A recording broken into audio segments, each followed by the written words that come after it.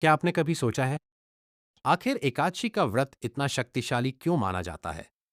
क्यों कहा जाता है कि इस दिन किया गया उपवास सीधे भगवान विष्णु तक पहुंचता है? और क्यों देवता भी एकादशी का इंतजार करते हैं? आज की इस कहानी में हम जानेंगे एकादशी की असली कथा, जिसका वर्णन स्वयं पुराणों में मिलता है। बहुत समय पहले की बात है।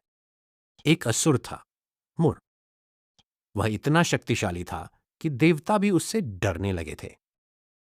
उसने स्वर्गलोक पर हमला कर दिया और चारों ओर अधर्म फैलने लगा। देवता भयभीत होकर भगवान विष्णु के पास पहुंचे। तब भगवान विष्णु ने मुरासुर से भयंकर युद्ध किया। यह युद्ध हजारों वर्षों तक चलता रहा, लेकिन मुरासुर बहुत मायावी था। युद्ध करते करते भगवान विष्णु कुछ समय के लिए बद्रिकाश्रम की एक गुफा में विश्राम करने चले गए। तभी मुरासुर ने सोचा, अब यही सही समय है विष्णु को समाप्त करने का। जैसे ही वह भगवान विष्णु पर हमला करने आगे बढ़ा, तभी अचानक भगवान विष्णु के तेज से एक दिव्य कन्या प्रकट हुई। उस कन्या के शरीर से अद्भुत प्रकाश निकल रहा था। उसने अकेले ही मुरासुर का अंत कर दिया। जब भगवान विष्णु जागे, उन्होंने उस दिव्य शक्ति को देखा और प्रसन्न होकर कहा, तुम कौन हो देवी? तब उस कन्या ने कहा, मैं आपके तेज से उत्पन्न हुई हूं प्रभु।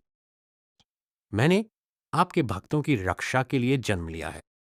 भगवान विष्णु अत्यंत प्रसन्न हुए और बोले, आज का दिन अत्यंत पवित्र होगा। तुम्हारा नाम एकादशी होगा। जो भी इस दिन व्रत करेगा, मन को शुद्ध रखेगा और भक्ति करेगा, उसके पाप नष्ट होंगे और उसे मोक्ष की प्राप्ति होगी।